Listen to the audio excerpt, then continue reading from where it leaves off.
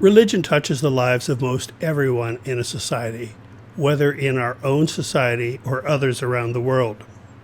Even for those of us who say that they're not religious, don't attend services, do not associate with any organized religion, who say they do not believe in God or think of themselves as agnostics, the mainstream religions of their society in which they live still have a great bearing on the laws that develop in that society.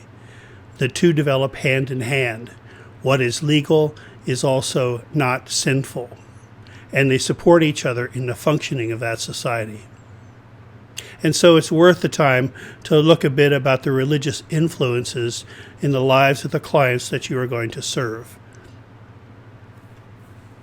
First, another little mini lesson from our introductory sociology textbooks about the functions that religions play in a society.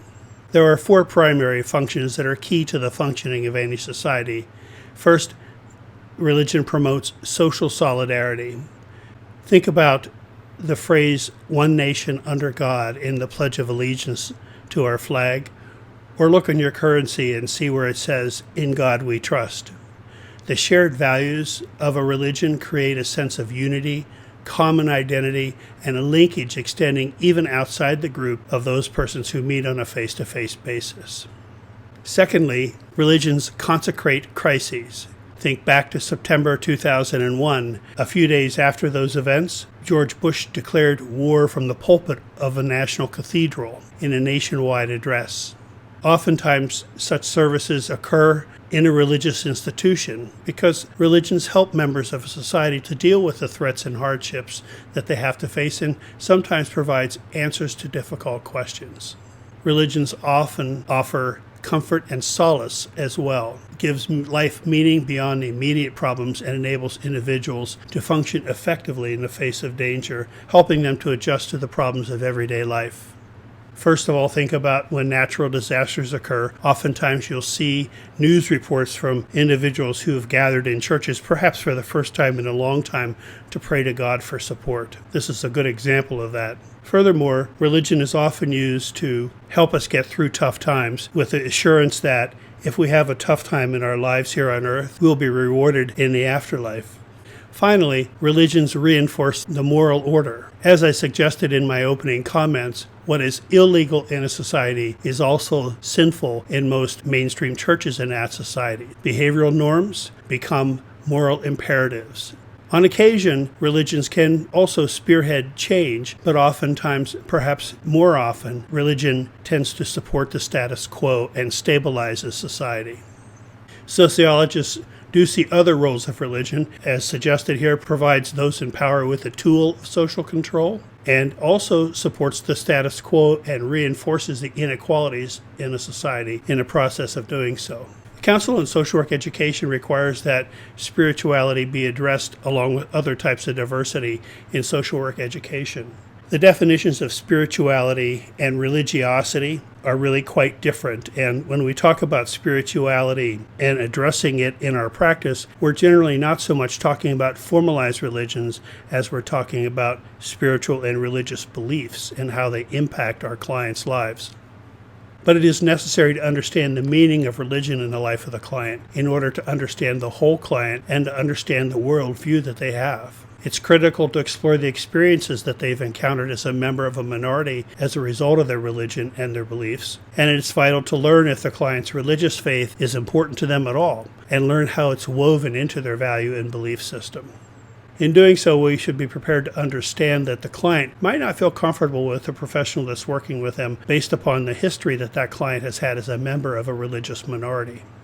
It's important that we understand our own religious beliefs and values and the attitudes that we hold towards the notion of religion, and that we recognize our prejudices and feelings towards others' religions as well, and even our own religion for that matter, and how those thoughts and prejudices and feelings might combine to impact our work with other people. Issues such as abortion, sexual orientation, and sexual behaviors are the first to come to mind when I think about how it is that religious beliefs may influence our approach to working with others. Oppression and bigotry regarding religion has left its mark on many persons in our culture. and this is another type of adversity that our clients experience.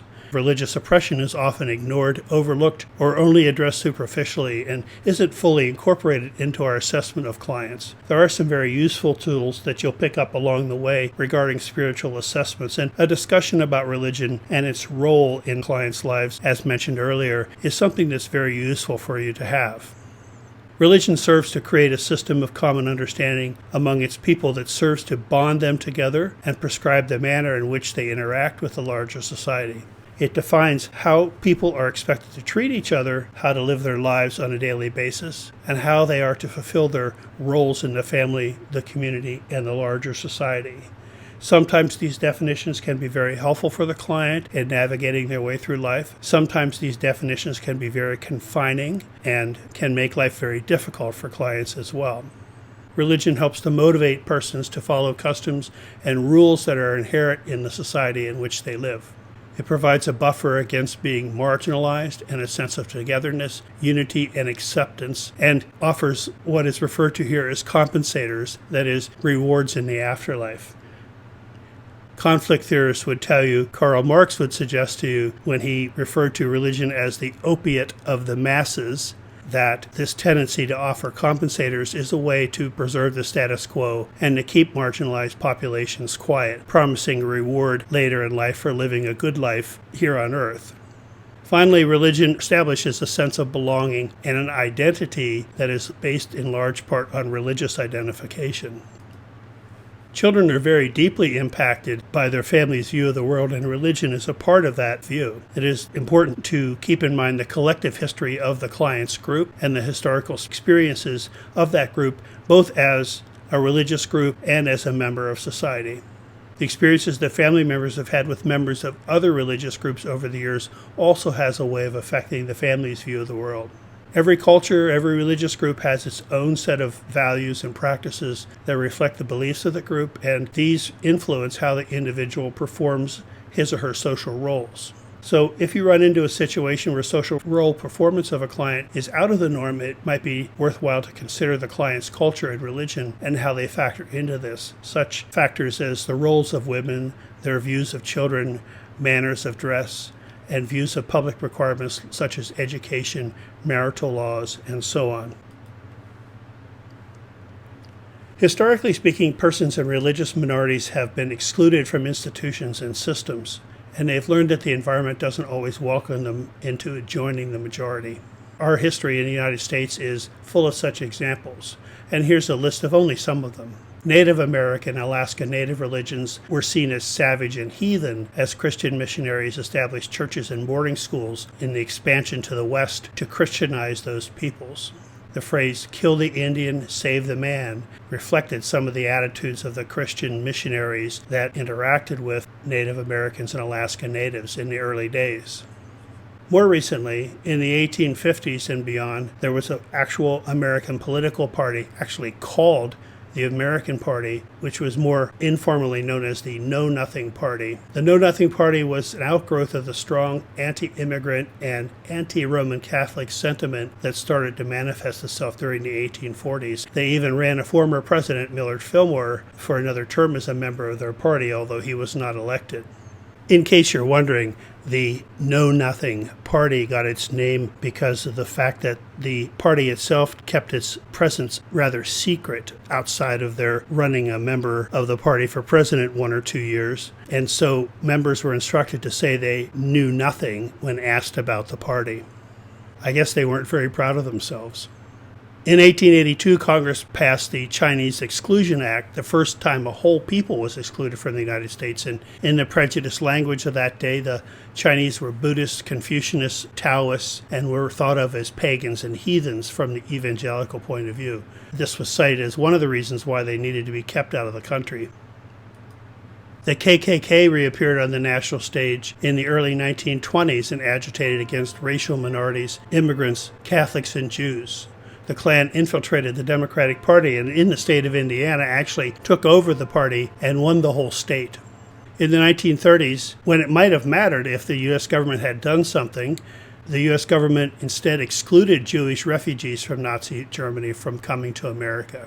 Racists of the time argued that German Jews shouldn't be admitted because Nazi agents might covertly exist among them. Since September 11, 2001, Muslims have been singled out for suspicion and retribution in the United States. Our president has incorrectly and repeatedly claimed to have seen thousands and thousands of people cheering the September 11th terrorist attacks in an area of New Jersey with a large Arab community, and later called for a total and complete shutdown of Muslims entering the United States. The Trump administration's travel ban, recently approved by the U.S. Supreme Court, primarily focuses on those arriving from nations with large Muslim populations. Incidents of vandalism and violent assaults at Jewish synagogues and Islamic mosques have spiked significantly since this president's election. Oppressed minorities have used religion to assist in coping with discrimination. For instance, Michelle Lamont mentions in an article, Euphemized Racism, about how important religion was for African Americans throughout history. Blacks use religion to demonstrate that we all share something fundamental, thus rebutting racist ideologies. Historically, black churches helped to sustain communities against the ravages of slavery, Jim Crow, poverty, and racial violence that contoured African American life throughout this period. Oftentimes, the churches have offered the only place of lawful assembly for blacks in our history, thus the few opportunities for community development and collaboration. This is, of course, a very effective way to manage the power of assembly for blacks and to maintain the status quo. But the importance of religion in the history of African Americans is one reason why the church burnings that have occurred from time to time throughout the South, even recently, and the mass shooting at Emmanuel AME Church in Charleston, South Carolina, are particularly significant.